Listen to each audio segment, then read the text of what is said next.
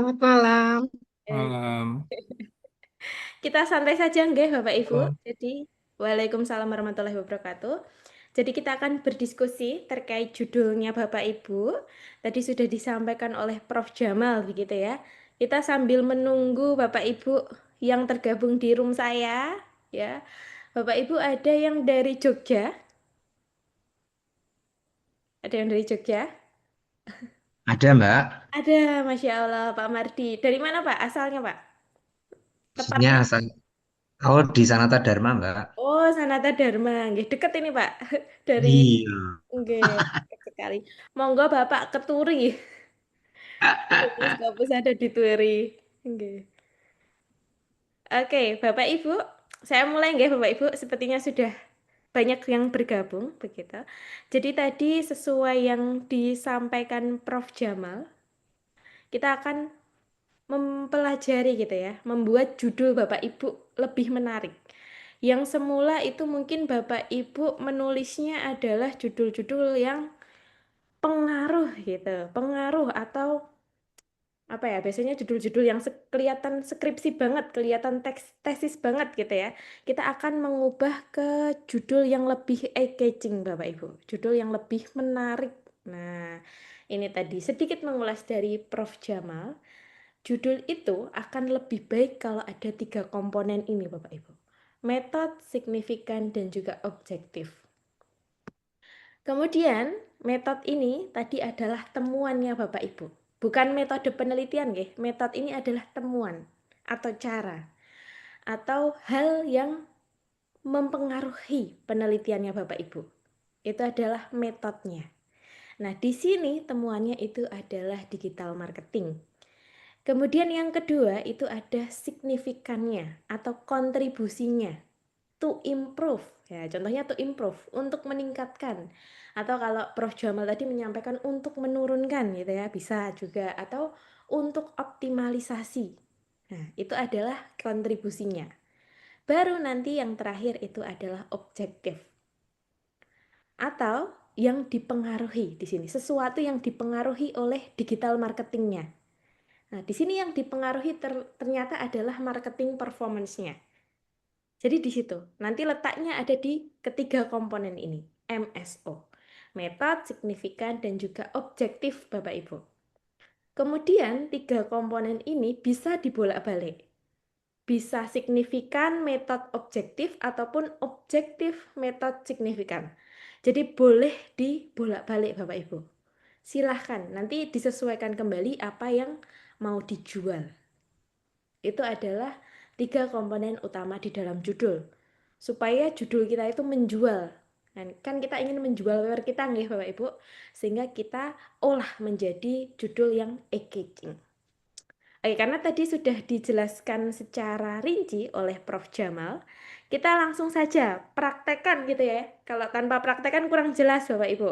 Monggo Bapak Ibu kita tulis di kolom chat judulnya Bapak Ibu, nanti kita akan diskusikan bersama. Nah, judulnya boleh dikirim dalam bahasa Indonesia dulu Bapak Ibu, supaya lebih jelas, supaya lebih kelihatan maknanya.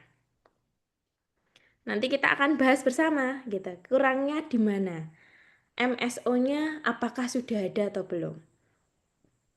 Oke, Bapak Ibu boleh kirimkan di kolom chat. Ada yang ingin, oke ini sudah mulai muncul Bapak Ibu. Yang pertama dari Pak Mardi langsung. Saya izin copy ya Bapak, saya share screen dulu. Jadi kita akan bahas satu persatu Bapak Ibu. Judulnya Bapak Ibu itu akan kita bahas. Nah, ini sudah terlihat share screen saya. Sudah terlihat Bapak Ibu? Sudah Mbak Ulia. Sudah nggih, Bapak. Nah, di sini judul Pak Mardi itu adalah membuka tabir. Membuka tabir. Kita kopikan dulu. Jadi nanti langkahnya itu Bapak Ibu silahkan uraikan. Apakah judulnya itu sudah ada tiga komponen tersebut. Metode, signifikan, dan juga objektif. Ketiga komponen ini harus ada. Karena ini nanti yang Hmm. jual. Ya Ibu, bagaimana? Oke. Ketiga ini nanti yang akan menjual judulnya Bapak Ibu. Di sini Pak Mardi menuliskan membuka tabir wajah asli bisnis di masa krisis. Oke, supaya lebih detail, nanti misalkan Bapak Ibu bingung memisahkan metode objektif, Bapak Ibu bisa lihat dari kesimpulannya Bapak Ibu. Oke, Pak Mardi boleh kita berdiskusi sedikit? Pak Mardi apakah boleh disampaikan terkait kesimpulannya secara singkat? Kesimpulan penelitiannya.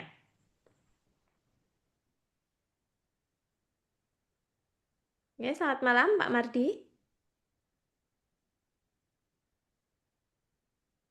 Selamat malam Bapak Ibu. Suara saya terdengar nggih? Terdengar enggak, Mbak? Oke, Pak Halo Mardi. Mbak, Oke, siap Ibu. Pak Mardi, boleh kita berdiskusi? Nah,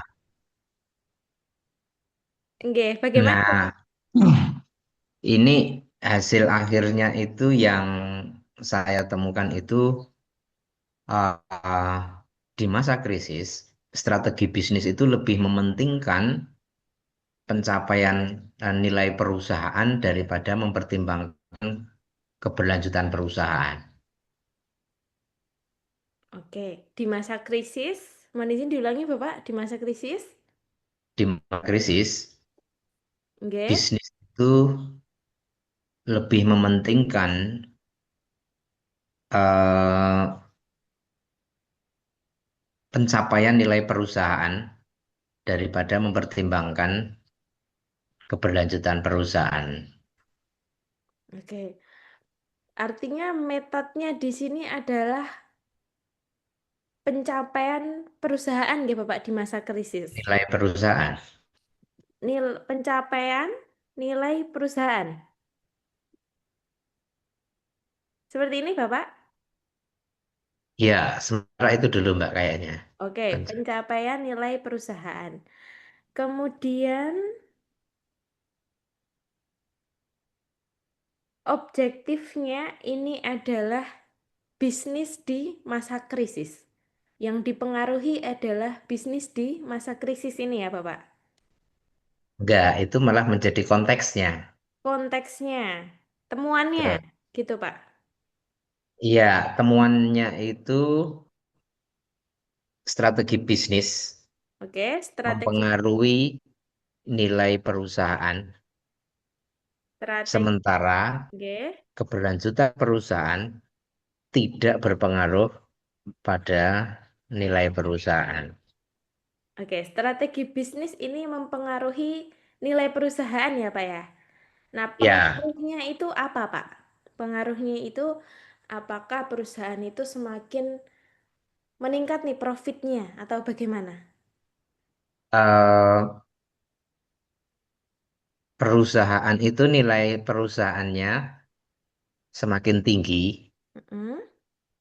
Oke, jika strateginya sesuai. oke. Nilai perusahaan akan semakin tinggi jika strateginya sesuai ya. Ya, Strategi bisnis. nis. Strategi bisnis ini apakah ada spesifiknya, Bapak? eh Defender, jadi strategi defender Mm-mm. masa krisis itu akan meningkatkan nilai perusahaan. Namanya adalah Defender ini ya, Pak ya. Ya, ya. Strategi Defender bisnis ini meningkatkan signifikannya perusahaan di masa krisis. Oke. Nah, di sini temuannya adalah strategi Ya. defender bisnis. Nah, ini harus dimunculkan nih Pak temuannya. Kalau membuka tabir ini kan masih belum terlihat. Apa Hmm. yang dimaksud dengan tabir? Ini yang judul yang awal ini sebenarnya menarik. Hanya saja dari judul itu kita belum bisa mengetahui apa isi dari paper Bapak Ibu. Sehingga Hmm. mohon izin Pak Mardi ya. D. Oke, Pak Mardi, kita ubah judulnya, gitu. Kita ubah judulnya. trying to organize all my tasks, due dates, and documents across a million different. Ada yang bocor, saya izin mute, Ibu. Nah, nanti kita akan ubah judul Pak Mardi ini lebih lebih menarik, lebih mencolok gitu ya Pak ya. Nyolok moto gitu kalau orang Jawa bilang. Nyolok motor. Nah, oke. Nanti Bapak Mardi yang ingin dijual itu apakah temuannya dulu atau objektifnya atau signifikannya yang ingin dijual Bapak? Yang ingin diletakkan di paling depan, di paling awal. Apakah temuannya strategi defender ini? Tampaknya begitu. Nampaknya Itu begitu. lebih kuat. Ya, Oke, kita tulis dulu. Strategi defender bisnis. bisnisnya dihilangkan saja, Mbak. Oke, dihilangkan saja boleh untuk meningkatkan nilai perusahaan di masa krisis. Nah, menarik nggih Bapak nggih. Terlihat perbedaannya Pak Mardi? Ya, ya, beda. Beda nggih. Memang judul-judul seperti yang disampaikan Pak Mardi di awal ini cukup menarik. Hanya saja Bapak Ibu perlu diingat, ketika kita membuat judul lebih menarik itu kita pastikan sudah menonjolkan metode, signifikan, dan juga objektifnya. Jadi harus ada ketiga unsur ini. Nah, oke Pak Mardi, kita gunakan, saya J, sarankan gunakan Mbak judul Alia. yang sudah kita olah ini. Baru nanti J, Pak Mardi buat keywordnya. Nah, di sini kita sekalian buat keyword ya Bapak Ibu. Jadi sesuai yang disampaikan oleh Prof. eh, Prof. Jamal tadi, untuk keyword Bapak Ibu jangan pusing-pusing. Kita ambil dari judul saja, di copy, masukkan ke keywordnya, pastekan gitu ya, di paste, baru nanti Bapak Ibu tinggal berikan tanda koma. Di sini yang hmm, pertama, strategi defender. Ini berikan tanda koma. Lalu untuk meningkatkan, ini kan tidak bisa dijadikan keyword. Kita eh, hapus, delete saja. Lalu nilai perusahaan, koma. Masa krisis ini boleh kita jadikan sebagai keyword. Baru kalau Bapak Ibu ingin memasukkan keyword yang lain, yang sekiranya itu nanti akan kita bahas di dalam paper, itu boleh sekali. Misalkan terkait bisnis. Nah, nanti bisa ditambahkan. Untuk keyword, saat ini Bapak Ibu tidak dibatasi. Silahkan buat keyword sebanyak-banyaknya, tidak masalah. Nantinya akan kita sesuaikan dengan jurnal tujuan kita. Gitu Bapak Ibu. Oke, Pak Mardi? J. Terima kasih. Sama-sama Bapak. Kita lanjut judul yang kedua Bapak Ibu. Ada dari, sebentar saya cek di chat dulu ya. Dari Bu Ade, selamat malam Ibu. Selamat malam, Mbak. Oke, kita diskusi saja nggih Ibu. Jadi Iya, nanti boleh. ya, Bapak Ibu yang lain boleh memberikan masukan nih. Barangkali ada yang lebih cantik lagi nanti MSO-nya. Di sini Ibu Ade menuliskan self control dan empati untuk menurunkan perilaku pubbing di kalangan remaja. Nah, ini menarik sekali Bapak Ibu. Jadi sudah terlihat sebenarnya di sini MSO-nya sudah lengkap nggih. Temuannya itu ada di self control. Betul Ibu? Temuannya di sini Ya, self control dan empati. empati, self control dan empati. Kita taruh dulu di bagian metodenya. Cantumkan. Lalu ternyata kontribusinya di sini adalah untuk menurunkan. Untuk menurunkan ini boleh kita copy di sini signifikannya. Signifikannya. Yang terakhir itu adalah perilaku pubbing di kalangan remaja. Kita pindahkan ke objektif. Jadi Bu Ade ini sudah menulis MSO-nya secara lengkap Bapak Ibu. Jadi terlihat nggih dari judulnya ini sudah eye-catching. Gitu. Baru nanti Bapak Ibu bisa menentukan apa yang mau dijual. Apakah temuannya dulu? Apakah signifikannya dulu? Atau objektifnya? Nah, nanti Bapak Ibu bisa juga menuliskan penurunan gitu ya, penurunan perilaku pubbing di kalangan remaja, penurunan perilaku pubbing di kalangan remaja melalui self penerapan gitu ya, penerapan self control kontrol, dan empati. Jadi boleh dibolak-balik. Boleh kalau mau yang dijual metode itu, kalau mau yang dijual metode boleh dituliskan seperti yang awal ini. Kalau mau yang dijual signifikannya boleh juga seperti ini. Penurunan perilaku pubbing di kalangan remaja melalui penerapan self-control dan empati. Itu. Bu Ade, ingin menjual yang mana dulu Bu Ade? Eh, sebenarnya yang hitnya perilaku pubbing ya. Oh, perilaku pubbingnya nggih. Iya. Perilaku pubbingnya. Kalau kita letakkan di depan, gitu nanti penurunannya tidak terlihat. Jadi kalau kita mau meletakkan perilaku pubbing di depan, kita letakkan signifikannya dulu seperti ini. Oke, Iya, penurunannya ya. penurunan perilaku pubbing di kalangan remaja melalui penerapan self-control dan empati. Sudah cocok, Ibu? Boleh ya. Terima kasih Oke. masukannya. Nggih, siap Bu Ade. Baru nanti Ibu bisa menuliskan keywordnya.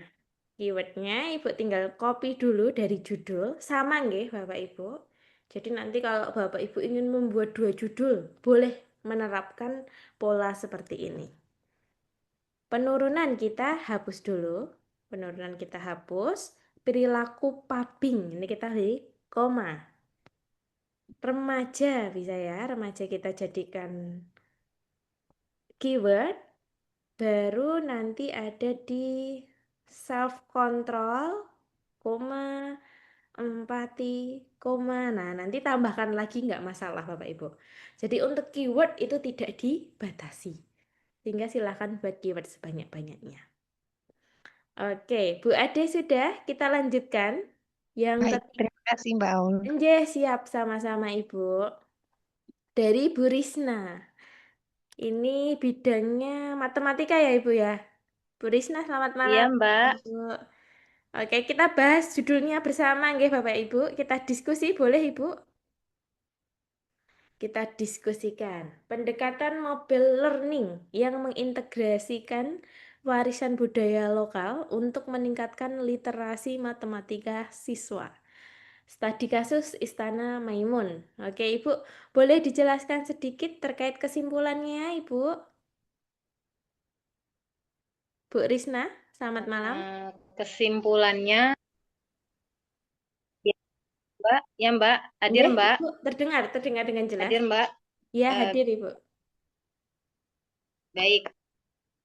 Jadi kesimpulan harapan dari apa namanya judul ini ya penelitiannya ya, Mbak ya. Jadi ada peningkatan kemampuan literasi matematika siswa dengan pendekatan mobile learning yang mengintegrasikan warisan budaya. Jadi maksud warisan budaya itu kan banyak, Mbak. Jadi Betul. saya ingin khusus Istana Maimun gitu, Mbak, sebagai konteks dari pembelajaran gitu, Mbak. Oke, jadi ada studi khususnya di Istana Maimun ini ya, Bu ya? Iya, Mbak. Maksudnya konteksnya itu kan kalau kalau budaya itu kan banyak ya, Mbak ya. Jadi Betul. khususnya itu untuk Istana Maimunnya gitu, Mbak. Oke, Istana Maimun ini nama tempat ya, Bu ya? Atau apa? Mohon izin. Nah, itu kayak apa ya kalau di Jawa ya? Em, kayak kayak ibaratnya kayak Candi Borobudur gitu. Ikonnya Oh, apa namanya? Ikonnya Kota Medan, Mbak, gitu. oke. Jadi Budaya lokal ini ya, Bu ya? ya, iya, Mbak. Nggih. Siap, siap, Ibu. Oke. Di sini kita uraikan nggih, Ibu. Jadi tadi seperti yang disampaikan dari Ibu, kita bisa uraikan dari kesimpulannya. Ternyata di kesimpulan itu Ibu ingin membahas terkait pendekatan mobile learning itu ternyata bisa meningkatkan literasi matematika siswa. Nah, di sini sudah terlihat Bapak Ibu, ternyata kalau dari kesimpulan yang diuraikan tadi, metodenya atau temuannya itu adalah pendekatan mobile learning yang mengintegrasikan warisan budaya lokal. Nah, ini masuk ke dalam metodenya.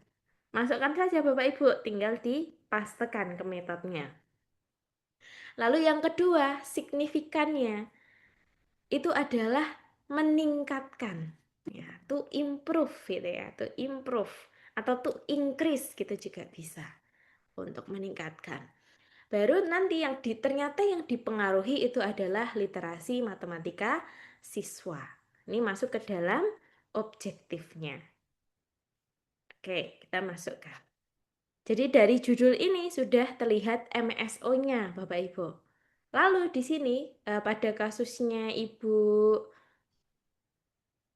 Risa, Ibu Rita, mohon izin. Risna, Mbak. Oh iya, Ibu Risna, Mbak. Risna, mohon maaf Ibu. Dari kasusnya Ibu Risna, itu ingin memasukkan studi kasus Istana Maimun. Ada lokasi khususnya. Itu tidak masalah Bapak Ibu jika ingin memasukkan. Jadi nanti Bapak Ibu silakan kalau ada lokasi khusus dan perlu dimunculkan dalam judul itu boleh dimasukkan seperti Ibu Risna ini. Nah, ini tambahan saja. Yang penting ketiga komponen ini harus masuk, harus sudah ada metode signifikan objektifnya. Sehingga dari judul ini sudah cukup eye-catching, sudah menarik Ibu. Sudah menarik. Baru setelah itu Ibu bisa uraikan keywordnya. Uraikan keywordnya seperti biasa. Kita copy dulu dari judul. Copy, pastekan. Paste. Baru setelah itu Bapak Ibu berikan tanda koma. Mobile learning ini kita berikan tanda koma. Ya. Warisan budaya lokal. Nah, ini kan menjadi satu kesatuan. Berikan tanda koma. Lalu, untuk meningkatkan kita hapus literasi matematika. Koma gitu. Siswa boleh kita jadikan keyword. Istana Maimun. Ini nanti mungkin agak sulit, jadi boleh dicantumkan, boleh tidak Istana Maimunnya. Nah, ini kan karena lokasi spesifik ya. Jadi tadi kan sudah disampaikan, keyword itu ada dua fungsi. Kalau untuk penulis itu nanti akan mempermudah gitu ya penulis dalam penyusunan paper, mencari referensi. Nah, kalau untuk membaca nanti akan mudah melihat papernya Bapak Ibu dari keywordnya itu. Sehingga Istana Maimun ini boleh dimasukkan, boleh tidak. Oke, Bu Risna? Bisa sudah oke nih Bu judulnya? Baik, Oke, terima oke. kasih, Mbak. Sama-sama Ibu. Kita ke Ibu Darwati. Selamat malam Ibu.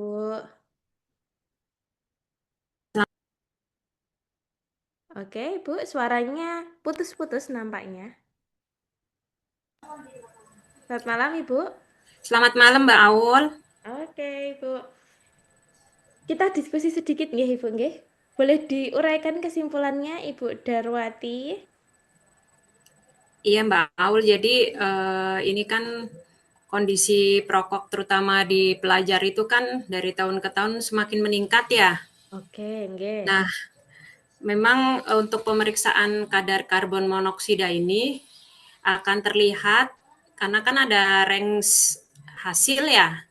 Nggih, Jadi betul. itu kalau nilainya ringan, sedang atau berat itu bisa tergambar dari pemeriksaan kadar CO ini. Harapannya dengan terdeteksi kadar CO kita bisa mengantisipasi nih pelajar-pelajar, apalagi kalau kita mau mendapatkan generasi emas di 2045, artinya kondisi pelajar-pelajar kita itu harus dalam kondisi sehat ya, karena kita tahu bahwa merokok itu salah satu pintu dari narkoba dan lain-lain. Jadi makanya kita ingin mensosialisasikan kalau bisa pemeriksaan kadar CO ini bisa menjadi salah satu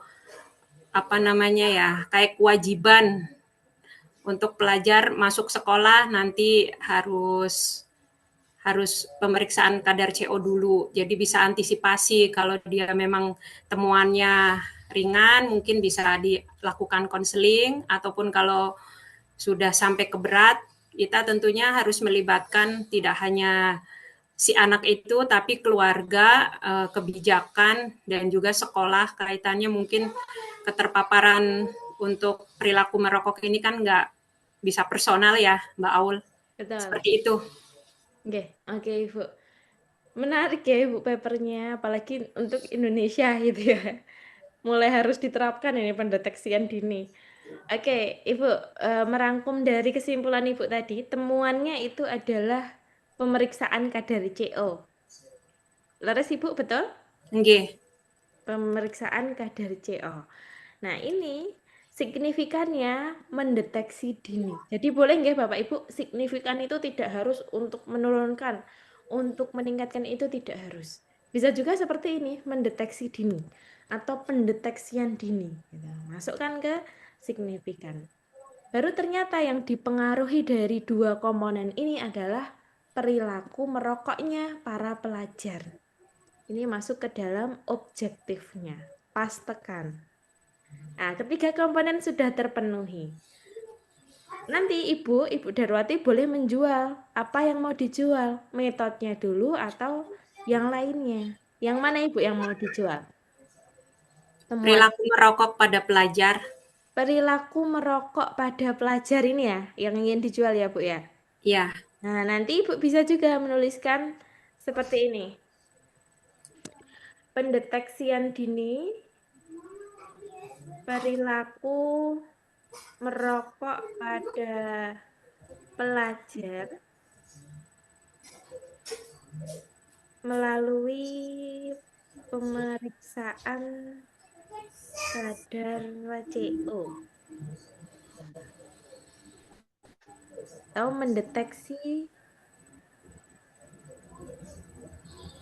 mendeteksi dini. Nah, mendeteksi dini perilaku merokok pada pelajar melalui pemeriksaan kadar CO. Ini juga boleh seperti ini, Bu. Nggih, Mbak Aul. Anje. Jadi nanti tinggal Bapak Ibu apa yang mau dijual letakkan di awal. Itu. Oke, baru nanti Ibu pisahkan keywordnya. Keywordnya kita pisahkan. Caranya kita copy dulu judulnya. Copy, pastekan di keyword, baru kita beri tanda koma. Kita beri tanda koma dan juga kita hapus nanti yang tidak perlu. Ini mendeteksi dini kita hapus, perilaku merokok, koma. Lalu pelajar, ini bisa kita jadikan keyword. Pelajar, koma. Pemeriksaan kadar CO atau langsung ke kadar CO-nya itu boleh. Baru nanti ditambahkan, misalkan terkait dengan kesehatan paru-paru atau apa gitu, nanti boleh ditambahkan Ibu. Oke, Nggih. Ibu. Nggih, matur nuwun, Mbak. Sama-sama Ibu. Nanti Ibu boleh juga judulnya boleh divariasikan lagi. Jadi yang penting hari ini kita uraikan dulu. Judul Bapak Ibu itu harus ada MSO-nya dulu. Itu nggak Ibu? Nggih, matur nuwun, Mbak Aul. Oke, sama-sama Ibu. Nah, ini ada lagi dari mohon izin ini Bapak Irandita nggih? Nggih, Pak, Bu Alia, ya. Oke, Bapak Irandita. Sebentar, ini boleh dituliskan dalam bahasa Indonesia, Bapak? Oh, baik. Oke. Eh, apa saya langsung aja saya sampaikan sekarang aja, Mbak Boleh, boleh, Baul? boleh, Bapak. Saya Iya, tuliskan. oke.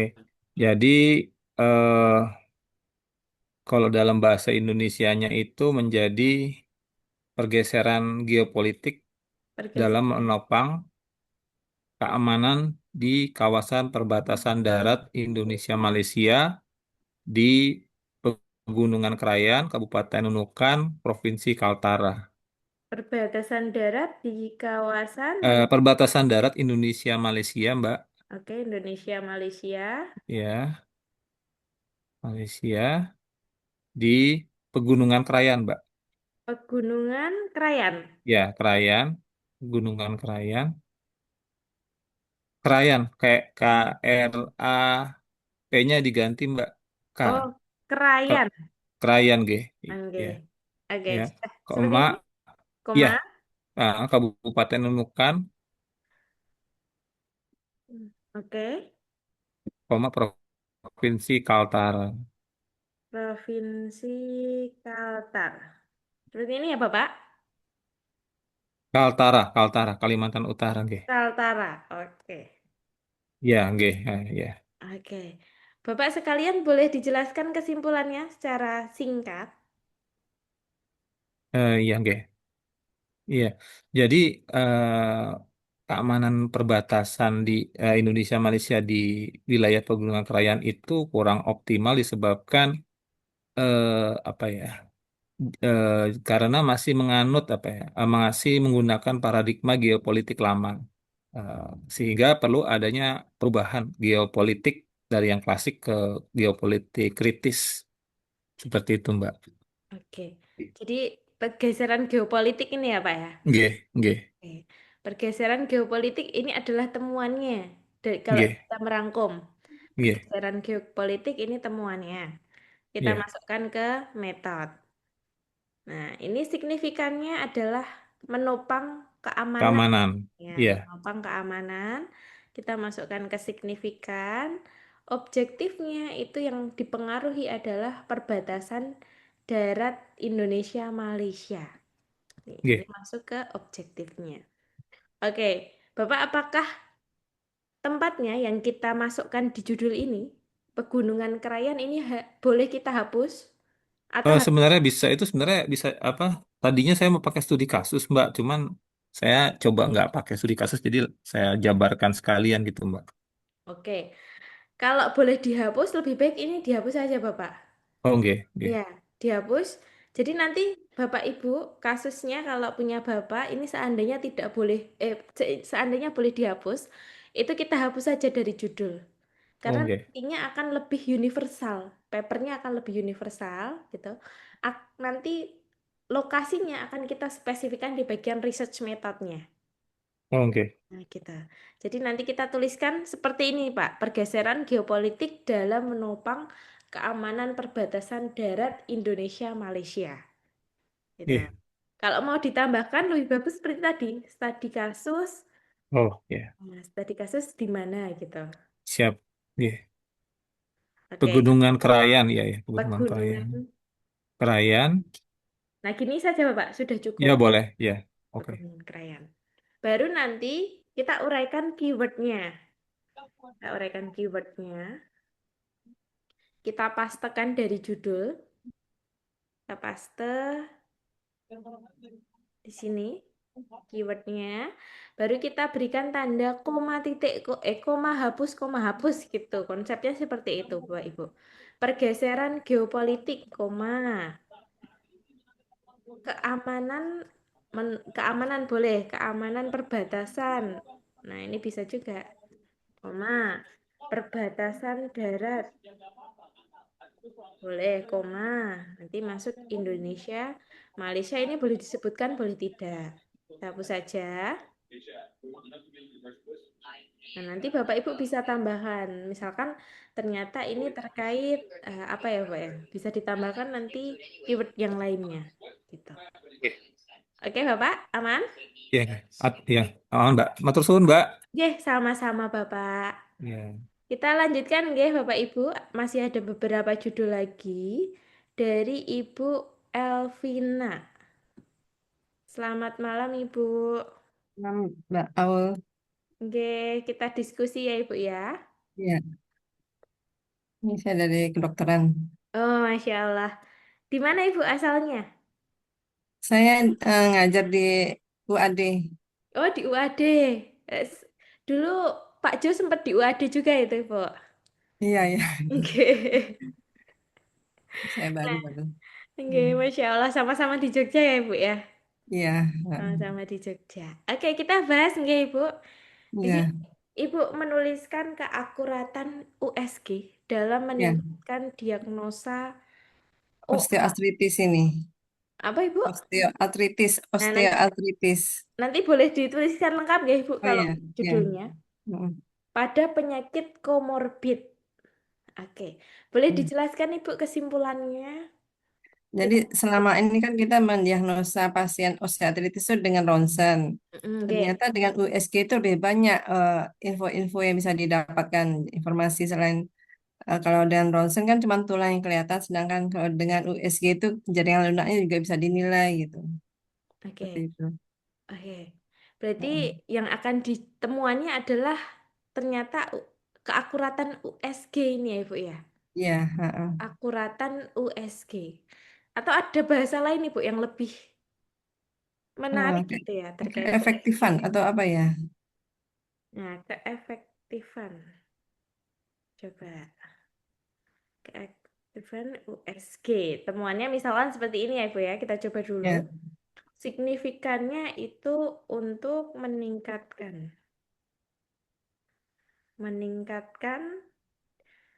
diagnosa. Bisa osteoartrosis. Nah, OA nanti dilengkapi nggih Ibu. Ya, OA ya, apa? Baru ternyata yang dipengaruhi itu adalah penyakit komorbid. Nanti Ibu yang mau dijual itu apakah temuannya atau signifikannya atau objektifnya? Saya nggak bingung. Saya mau menjelaskan USG-nya, tapi gimana ya, Mbak? Atau Oh, ke diagnosa OA-nya, apa gimana? atau coba kita tuliskan dulu ya, Bu. Ya, Menilai. Jangan menilai. Sebentar. Penyakit komorbid. nah, kalau itu termasuk hipertensi, Hmm. obesitas, gitu, seperti itu. Mbak. Peningkatan diagnosa OA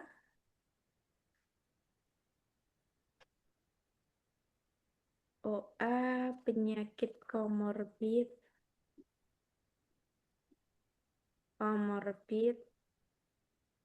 melalui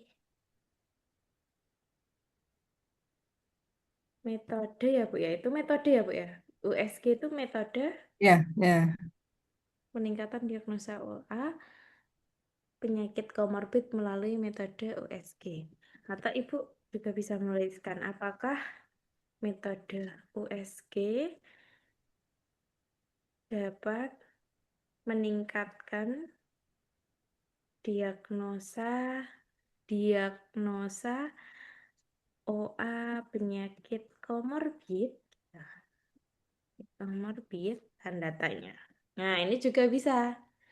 Mau seperti ini keakuratan USG, mau seperti ini atau yang ketiga, yang lebih sesuai dengan isi paper Ibu, kira-kira yang mana Ibu?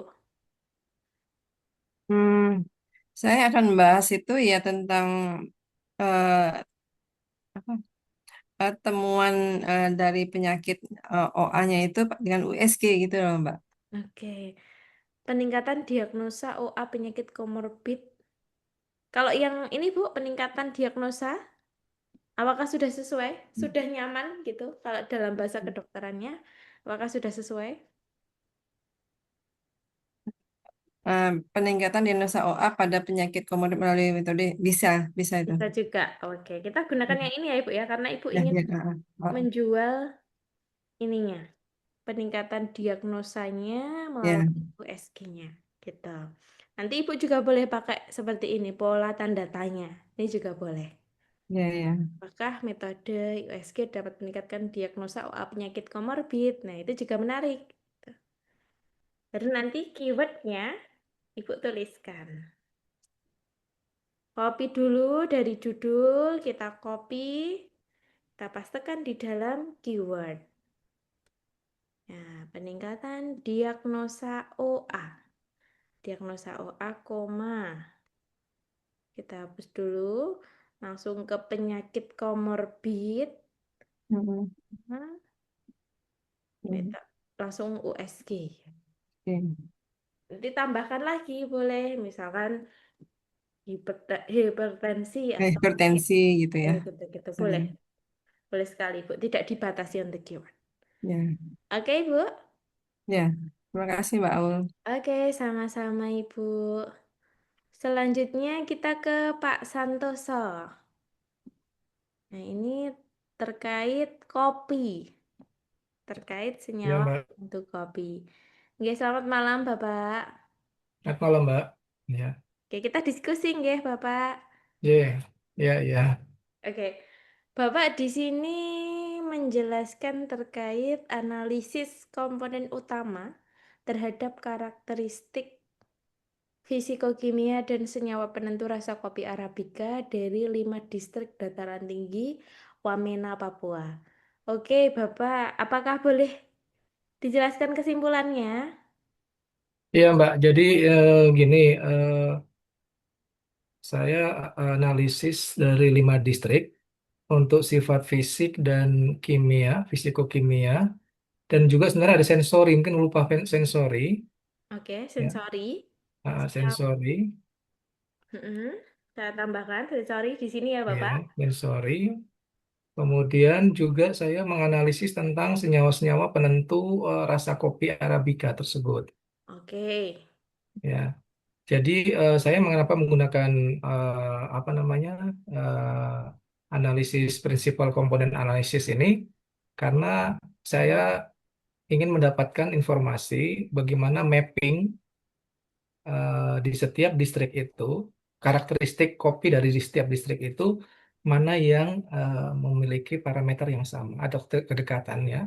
Ya, kalau ada yang sama, apanya yang sama? Fisiknya ke, kimianya, atau sensorinya, gitu.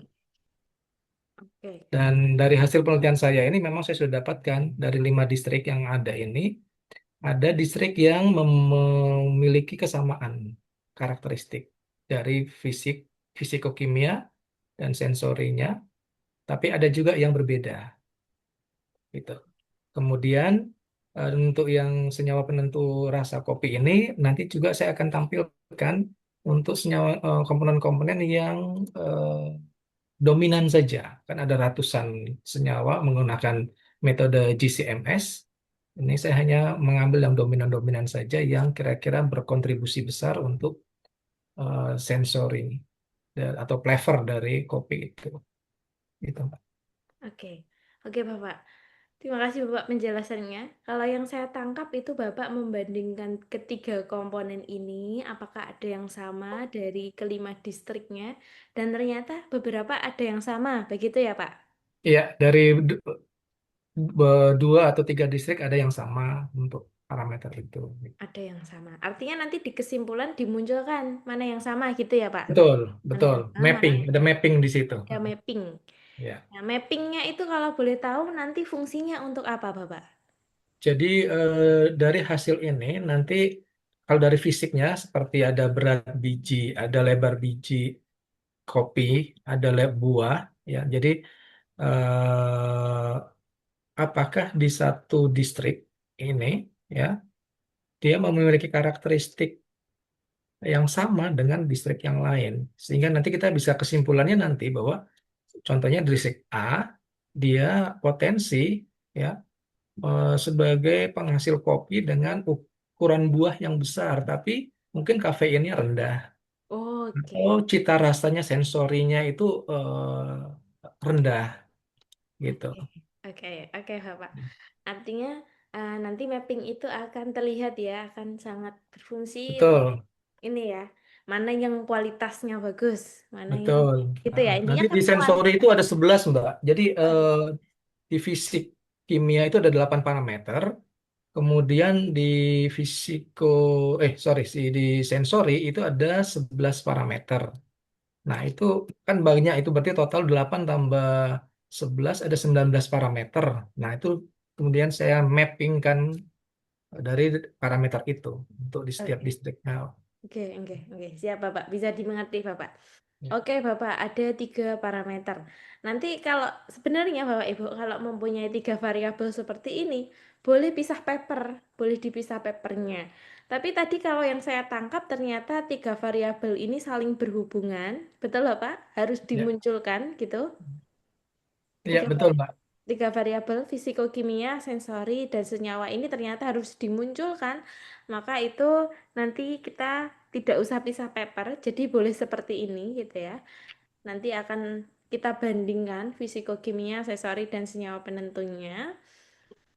Baru nanti di kesimpulannya akan terlihat mana yang kualitasnya bagus. Oke, sebelum ke sana Bapak Ibu kita pisahkan dulu ini. Temuan dari Bapak ini adalah komponen utama metode PCA ini ya Pak ya? Iya, betul, Mbak. Atau kalau boleh diuraikan metodenya namanya apa Bapak? Principal Component Analysis. Prinsipal Komponen komponen analisis. komponen Analisis. analisis. Oke. Signifikannya itu adalah analisis ini ya Pak ya. Karena Bapak menggunakan penelitian kuantitatif atau Kuantitatif. kualitatif? Kuantitatif. Kuantitatif. Ya. Oke, menganalisis atau menilai. Sebentar, menganalisis. Kita tulis sementara kita tuliskan menganalisis dulu. Objektifnya yang dipengaruhi itu adalah Flavor ya, cita rasa flavornya ya, flavor. kopi Arabica Ya. ini. Flavor dari kopi Arabica ya. Rasa kopi Arabicanya. Sebentar. Prinsipal komponen analisis terhadap karakteristik. Nah, ini masuk ke dalam metodenya. Maaf Mbak, itu penentu mungkin cita rasa ya, bukan rasa. Penentu cita Oh, rasa. cita rasa. Iya, Cita rasa gitu ya, Pak. supaya nanti di Inggris kan ya flavor. Oke. Kita boleh tuliskan seperti ini juga, Bapak. Sebentar. Oke. Menganalisis, menilai. Menilai cita rasa kopi Arabica melalui prinsipal. Nah, prinsipal komponen analisis. Prinsipal komponen analisis. Berdasarkan ya. Nah, berdasarkan karakteristik fisikokimia, sensori, dan senyawa penentu. Titik 2. Mungkin Mbak, sorry, yang menjadi penentu sebenarnya ini adalah fisikokimia dan sensori. Senyawa penentu ini sebenarnya tambahan saja untuk saya memunculkan apa sih komponen-komponen penentu cita rasa sensori itu. Oh, oke. Iya, Artinya yang perlu kita munculkan sebenarnya hanya 2 ini ya, Pak ya? fisikokimia dan sensori. Iya. Sensorinya saja. Nanti senyawa penentu itu ditambahkan saja di bagian discussion-nya. Gitu. Parameternya istilahnya seperti itu ya, Pak ya? Iya. Oke, senyawa penentunya nanti kita munculkan di dalam paper saja. Nah, nanti baru Bapak tuliskan studi kasus di sebentar. Studi kasus 5 distrik dataran tinggi Wamena. Nah, gini boleh Bapak. Menilai cita rasa kopi Arabica. Nah, ini kan menarik ya Pak, menilai. Melalui prinsipal komponen analisis berdasarkan karakteristik fisikokimia dan sensori. Oke Bapak, judulnya? Atau ada yang kurang nih dari judul yang kita diskusikan? Untuk sementara Mbak. Untuk Saya sementara. coba. Iya. Nggih. Siap Bapak. Nanti sementara seperti ini. Kalau menganalisis ini sebenarnya kurang menjual sehingga kita ubah ke menilai cita rasa ini. Nanti kalau seandainya mau diganti, ada yang lebih menarik lagi boleh Bapak signifikannya diganti. Oke. Oke. Baru nanti kita uraikan keywordnya. Keywordnya kita copy dari judul, pastekan, baru kita berikan tanda koma. Cita rasa atau flavor kopi ya, koma. Kopi Arabica, koma. Lalu di sini ada metodenya, prinsipal komponen analisis. Iya. Kita bisa jadikan juga keywordnya, Iya. koma, karakteristik fisikokimia, koma, sensori. Karakteristik sensori, karakteristik Karakteristik sensori. sensori. Ini dihapus saja karena lokasi ya yang terakhir kita delete saja. Nanti seperti ini boleh ditambahkan Bapak, misalkan terkait apa ya, terkait pertanian atau perkebunan gitu boleh dimasukkan. Atau pemetaan ya. Mapping gitu tadi. Oh ya, coba Mbak tolong ditulis aja Mbak. Oke, nanti Mapping. kita share Bapak ini. Oh oke. Kita share. Oke, Bapak kita lanjut dulu nggih. Bapak, terima kasih. Makasih Mbak. J, sama-sama. Kita lanjut judul selanjutnya dari Bapak, dari Ibu Wandi, terkait hukum internasional. Iya Bu. Oh, Bapak nggih. Selamat malam, Bapak. Ya malam Bu. Oke, kita diskusi nggih Bapak perkembangan Baik Bu. hukum nggih. Perkembangan hukum internasional dalam menangani perdagangan manusia. Telaah yuridis normatif dalam perspektif hak asasi manusia. Oke, boleh dijelaskan Bapak ini terkait judulnya? Ya baik Bu. Ya, jadi intinya hukum internasional ini kan sudah punya aturan untuk mencegah perdagangan manusia. Tapi Oke. penerapannya masih belum maksimal. Kenapa? Karena banyak negara masih menghadapi kendala seperti penegakan hukum yang lemah dan perbedaan komitmen. Akibatnya meski ada perjanjian dan norma, ya kejahatan ini tetap terjadi karena celah hukum yang kurangnya aksi nyata seperti itu. Oke. Ya, Perkembangan demikian. hukum. Oke.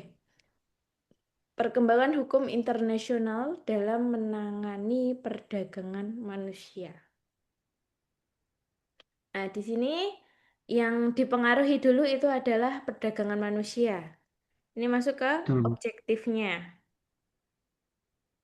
Kemudian signifikannya itu adalah dalam menangani. Dalam menangani masuk ke signifikan. Kalau temuannya ini berarti perkembangan hukum internasional nggih, Pak? Temuannya. Iya, betul, Bu. Betul, Bu. Temuannya ada di sini, perkembangan hukum internasional. Nah, nanti telaah ini adalah keterangan tambahannya. Telaah yuridis normatif dalam perspektif HAM gitu. Nanti Bapak boleh juga menuliskan tanda tanya seperti tadi ya, apakah perkembangan hukum internasional sebentar, menangani perdagangan manusia dalam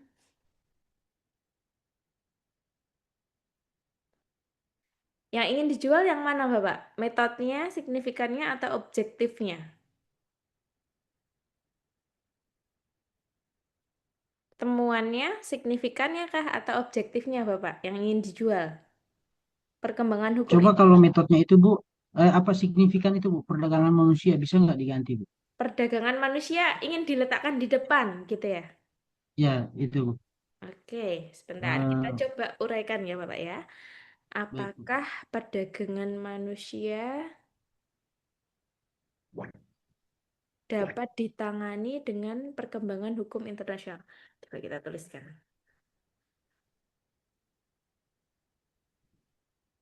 Oh, atau seperti ini. Menangani perdagangan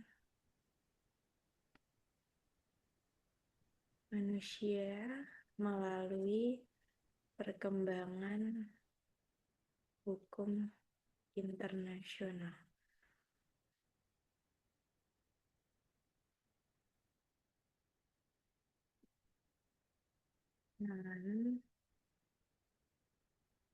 Penanganan perdagangan manusia melalui perkembangan hukum internasional, telaah yuridis informatif dalam perspektif HAM. Jika seperti ini bagaimana Bapak? Penanganan perdagangan manusia melalui perkembangan hukum internasional, telaah yuridis normatif dalam perspektif HAM. Nah, ini kalau kita letakkan di depan akan seperti ini Bapak. Bisa, Bu.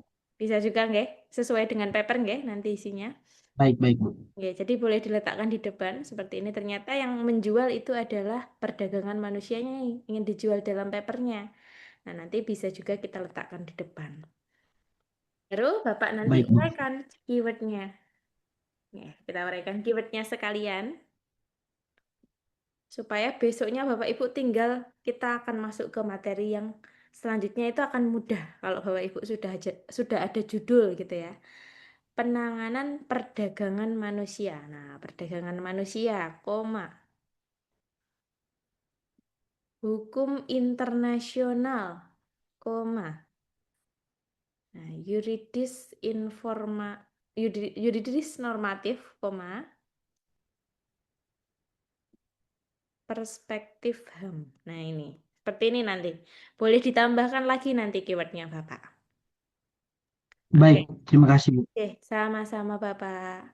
Kita lanjut lagi nggih Bapak Ibu. Masih ada 2 judul yang perlu kita bahas. Ada dari Bapak Ifah Ismail. Selamat malam Bapak. Bapak Ifah. Maaf, Ibu. Oh, mohon maaf Ibu. Enggak, mohon maaf Ibu. Kita diskusi nggih Ibu terkait judulnya. Baik ya. Oke, mohon maaf Ibu. Saya kira Bapak tadi. Oke. Reinterpretasi konsep nafkah dalam Islam sebagai strategi penguatan ketahanan keluarga Muslim. Judul penelitiannya, Dinamika Konsep Nafkah dalam Islam dan Dampaknya terhadap Ketahanan Keluarga. Nah, ini judul yang sebelumnya nggih, Bu, yang bawah ini. Iya. Judul yang sebelumnya. Langsung saja kita uraikan judul yang sudah dirubah, Ibu. Temuannya di sini adalah reinterpretasi konsep ya Ibu. Iya, Konsep konsep nafkah. dalam Islam. Nah, ini masuk ke dalam metodenya. Temuannya ya Ibu ini. Iya, Temuannya. Lalu signifikannya itu adalah penguatan, strategi penguatan. strategi penguatan ya, atau penguatannya gitu. Strategi penguatan yang dipengaruhi itu adalah ketahanan keluarga Muslim. Iya. Ketahanan keluarga Muslim. Reinterpretasi konsep nafkah dalam Islam, strategi penguatan ketahanan. Oke, sudah bagus Ibu judulnya. Ini sudah ada MSO-nya. Tapi kembali lagi, yang mana yang mau dijual di awal Ibu? Oh, ini ada studi perbandingan ya terhadap Iya. masyarakat Muslim di Madura dan Jakarta.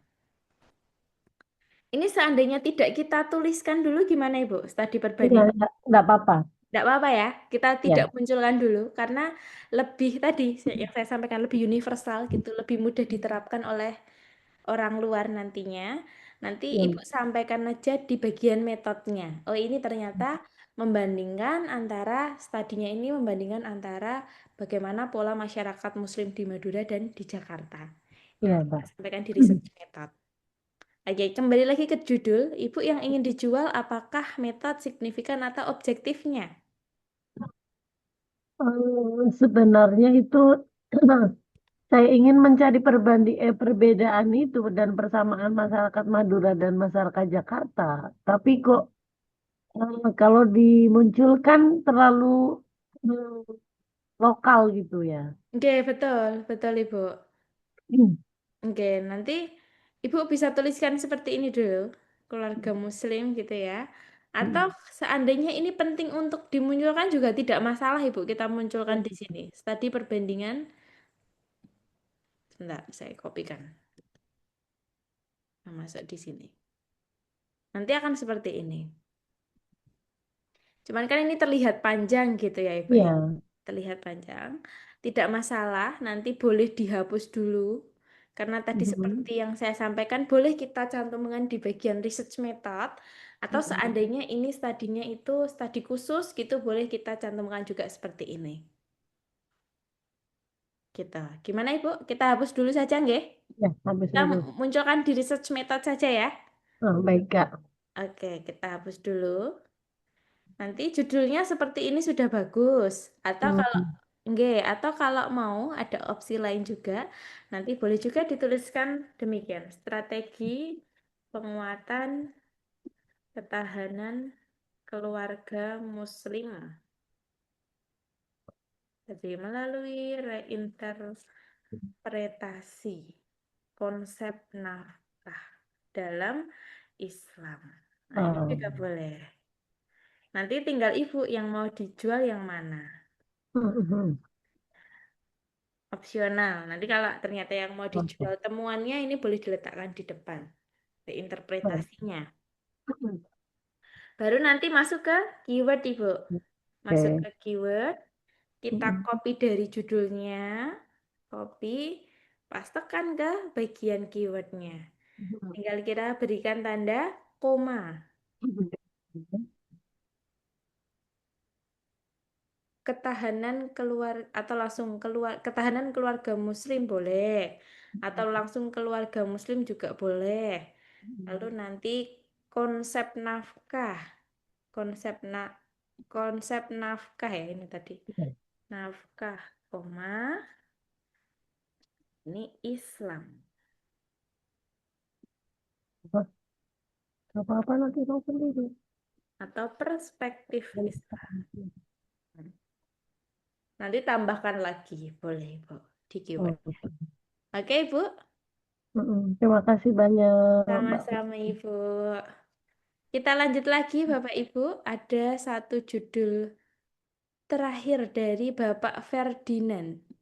Selamat malam Bapak. Selamat malam Pak Ferdinand. Ya, selamat malam, Mbak. Oke, dari Sorong ya Bapak ya? Iya, Mbak. Ya. Pukul berapa Bapak? Atau ini sudah Sudah malam. jam 11 lewat. Oke, kita langsung bahas aja nggih Bapak karena sudah malam juga. Di sini Bapak boleh diuraikan kesimpulannya sedikit gitu. Disampaikan kesimpulannya tentang penelitian Bapak terkait apa? Kesimpulannya bagaimana? Kesimpulan secara singkat ya, pengelolaan keuangan yang strategis, efisien, dan akuntabel itu merupakan fondasi krusial bagi gereja untuk tidak hanya menjalankan operasionalnya dengan baik, tetapi juga untuk menumbuhkan kepercayaan jemaat serta memaksimalkan dampak positif pelayanan mereka di tengah masyarakat. Itu Oke, secara singkatnya seperti itu. cara singkatnya seperti itu. Ya. Oke, kalau dari penguraian Bapak tadi, penjelasan Bapak, di sini temuannya itu adalah strategi pengelolaan keuangan gereja dan kontribusinya ya. Ya. Strategi pengelolaan gereja dan kontribusinya. Masukkan dulu ke metodenya. Ya. Objektifnya atau yang dipengaruhi itu adalah keuangan organisasi keagamaan. Ya. Masalah keuangannya itu nanti yang akan dipengaruhi di dalam penelitiannya gitu ya Pak. Ya. Objektifnya. Signifikannya itu adalah di sini efisiensi serta akuntabilitasnya. Efisiensi dan akuntabilitas. Nanti Bapak yang mau dijual yang mana dulu? Temuannya kah, metodenya kah, gitu ya, strateginya, atau signifikannya, atau objektifnya? Yang mau dijual yang mana Bapak? Ya, yang dua itu efisiensi dan akuntabilitasnya itu. Oke, kita letakkan di awal ya Bapak ya. Efisiensi dan akuntabilitas keuangan organisasi keagamaan melalui strategi. Nah, strategi pengelolaan keuangan gereja dan kontribusinya. Strategi keuangan gereja dan kontribusinya. Seperti ini Bapak, bisa diletakkan di awal. Oke, Bapak, aman? Sudah sesuai? Ya. Sudah sesuai? Kalau sudah sesuai, kita beranjak ke keywordnya. Keywordnya, masukkan lagi. Kita copy dari judul. Copy, pastekan ke keyword. Baru kita koma-koma tadi. Keuangan organisasi. Nah, ini bisa kita berikan koma. Organisasi keagamaan. Koma. Strategi pengelolaan keuangan atau langsung pengelolaan keuangan. Ya. Koma. Gereja boleh kita berikan koma. Nah, kontribusinya kita hapus. Nanti boleh ditambahkan keyword yang lainnya. Baik, Oke, Bapak? Ya. Oke. Baik, terima kasih Mbak. Terima kasih Bapak. Oke, Bapak Ibu, apakah semua judulnya sudah dibahas atau ada yang tertinggal Bapak Ibu judulnya? Sudah semua nggih? Oke. Alhamdulillah sudah, Mbak. Sudah, Mbak. Alhamdulillah. Oke, Bapak Ibu, karena judulnya sudah dibahas semua, apakah ada yang ditanyakan terlebih dahulu terkait judul? Nanti Bapak Ibu sekali lagi judul itu tidak saklek ya, tidak wajib itu terus. Nanti bisa berubah seiring berjalannya waktu. Ternyata ada yang lebih efektif gitu ya, ada yang lebih menarik judulnya. Boleh Bapak Ibu gunakan pola tadi, MSO tadi. Yang penting ada MSO-nya. Nanti seandainya mau dirubah-rubah boleh sekali. Kemudian untuk jumlah kata dalam huruf ya, itu kan biasanya akan dibatasi oleh pihak jurnal. Nah, itu tidak masalah, Bapak Ibu. Sementara kita buat demikian dulu. Nanti misalkan kita sudah menemukan jurnal tujuan, baru kita sesuaikan nih. Ternyata judulnya diminta 14 huruf. Nah, nanti kita sesuaikan. Harus ada 14 kata. Nah, nanti Bapak Ibu sesuaikan ada 14 kata di dalam judulnya. Gitu. Jadi sementara kita Ya. buat demikian. Oke, apakah ada pertanyaan Bapak Ibu? Jadi Sebentar, MSO itu Baik, Bapak Mardi dulu nggih. berarti MSO itu wajib ya, Mbak ya? Wajib ada. Nah, itu tadi yang membuat e-catching Mbak Mardi. Yang membuat Ya, e-catching. ya. Boleh dibolak-balik. Oke. Tadi Pak Ferdinand, bagaimana Bapak? tadi pas sudah. Pas Oke, sudah. Oke, oke. perkembangannya nanti baru bertanya lagi. Oke, siap. Siap Bapak. Jadi nanti Bapak Ibu jika misal ada judul yang ingin didiskusikan lagi, boleh chat saya atau chat di grup gitu. Kita diskusikan secara bersama judulnya. Nah, nanti di pertemuan selanjutnya itu selang 1 hari nggih Bapak Ibu, jadi di tanggal 11 kita akan Zoom lagi membahas terkait referensi. Jadi capaian sekarang itu sudah selesai nggih Bapak Ibu masing-masing sudah punya judul, sudah punya keyword, nanti di next pertemuan kita akan cari referensinya. Oke, Bapak Ibu, tidak ada lagi yang ditanyakan? Cukup? Baik, kalau cukup Bapak Ibu. Selingkuhnya harus begini, kita rubah lagi. Nah, itu yang membuat bingungnya di situ. Oh iya, Mbak Aulia udah muncul. Oke, mohon maaf Bapak Ibu tadi sempat terkendala. Bagaimana Bapak Ibu? Ada yang dibingungkan? Eh, saya ingin bertanya, Bu, ini kan Boleh, boleh. misalkan kalau jur paper kita itu udah selesai. Nah, kita ingin submit ke jurnal tujuan.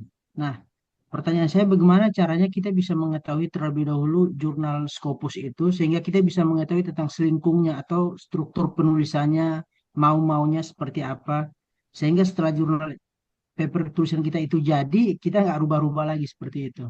Terima Oke. kasih, Bu. Oke, terima kasih Bapak atas pertanyaannya. Saya mohon izin share screen dulu Bapak Ibu. Ya, tadi yang ditanyakan Bapak adalah bagaimana cara. Oke, kita sudah punya judul gitu ya. Kita sudah punya judul bagaimana cara kita melihat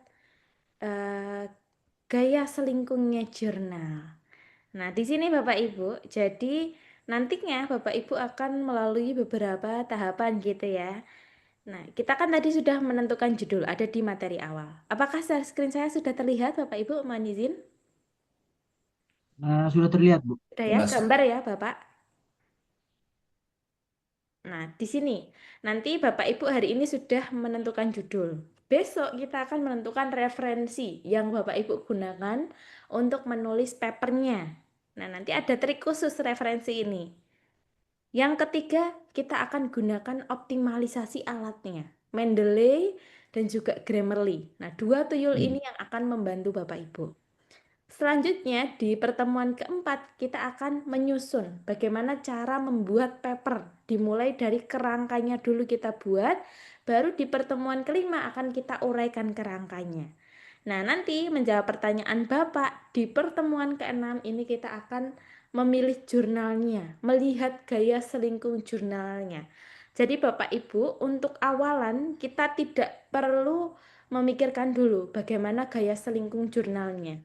Kita tulis dulu papernya, baru nanti kita sesuaikan dengan jurnalnya. Nah, ketika sudah menemukan jurnal, itu kan kadang ada yang diminta fontnya sekian, ada template-nya. Di pertemuan ke-7 kita akan pindahkan paper kita ke template yang sudah disyaratkan oleh jurnal. Itu dengan cepat, Bapak Ibu. Nah, sehingga akan lebih enak kita tulis dulu, baru kita tentukan jurnalnya. Baru di akhir kita akan proses submit. Gitu, Bapak. Jadi sementara kita buat dulu papernya, baru nanti di pertemuan ke-6 kita akan membahas bagaimana menentukan jurnal dan bagaimana gaya selingkung jurnalnya. Oke, Bapak? Bisa diterima? Baik, terima Iya, kasih ya. Mbak Aul. Oke, Terima kasih sama-sama. Mbak Ulian. Siap, sama-sama Bapak. Jadi nanti ada step by step-nya ya, Bapak Ibu jangan khawatir. Nanti kita juga akan melihat apakah jurnal itu potensial predator atau tidak. Yang selama ini menjadi kekhawatiran juga ya, salah satu kekhawatiran Bapak Ibu. Oke, ada lagi pertanyaan Bapak Ibu? Cukup? Sementara cukup Mbak Ulian. Mbak Aulia. Siap Ibu, siap Bapak. Nanti Bapak Ibu, kita tidak batasi diskusi di Zoom, masih ada tempat di WA. Bapak Ibu boleh sekali berdiskusi di WA. Untuk akun Rumah Scopusnya silahkan digunakan secara maksimal nggih Bapak Ibu. Kalau masih ada yang trouble untuk login, trouble untuk mengakses materi, bisa disampaikan ke saya atau ke grup. Nanti kami bantu supaya komunikasikan ke admin. Oke, Bapak Ibu, kita akan bertemu lagi di tanggal 11 di hari Rabu di waktu yang sama, 7:30 malam gitu. Nanti akan saya buka roomnya 5 menit sebelum dimulai. Kita akan melanjutkan materi selanjutnya yaitu referensi gitu, Bapak Ibu. Terima kasih Bapak Ibu pada Izin Mbak Aulia. Nggih, Pak Santosa, bagaimana? Saya nanya, seandainya nanti pada sesi kedua, pertemuan kedua nanti di awal-awal masih bolehkah kita mendiskusikan judul? Seandainya kan kalau dari PA itu kan hanya ya kita saling nggak bisa berinteraksi secara aktif begitu ya. Walaupun bisa tapi dengan ketik nggak bisa kita mau menjelaskan secara boleh nggak gitu. Seandainya ada Oke. perubahan-perubahan pada judul. Terima Oke, kasih. oke, terima kasih Bapak. Nanti untuk pertemuan selanjutnya itu alangkah lebih baiknya mungkin diskusinya judul secara umum nggih Pak nggih. Kalau ingin spesifik itu sebenarnya lebih nyaman kita selesaikan capaian ini sebelum pertemuan kedua Bapak. Jadi pertemuan kedua nanti sudah enak, sudah ada judul yang fixnya, atau mohon izin atau sudah ada keyword, setidaknya keywordnya sudah fix, nanti lebih enak, lebih nyaman. Boleh Bapak, tapi alangkah lebih baik kita selesaikan di awal. Baik, baik. Oke. Terima kasih. Nggih, sama-sama Pak Santoso. Oke, Bapak Ibu, saya akhiri nggih. Mohon maaf kalau saya dan Prof. Jamal ada salah pada malam hari ini, pada Zoom malam hari ini. Terima kasih Bapak Ibu sudah antusias dalam join gitu ya, dalam bergabung di Zoom, terutama yang jauh-jauh ini. Sudah malam tapi masih bergabung gitu Bapak Ibu. Ya, Oke, nggak apa-apa. baik Pak Ferdinand, terima kasih Bapak Ibu yang lain juga di tengah kesibukan nggih. Ngurus sana sini, ngurus mahasiswa. Oke, terima kasih Bapak Ibu. Sehat selalu nggih. Saya mohon izin akhiri. Terima kasih. Wassalamualaikum warahmatullahi wabarakatuh. Waalaikumsalam. Terima kasih Mbak Aulia. Terima kasih. Oke, terima Bapak kasih Ibu. Bapak Ibu. Izin Boleh langsung pulang. live Zoom nggih Bapak Ibu. Baik. Oke, terima kasih Bapak Ibu. Assalamualaikum.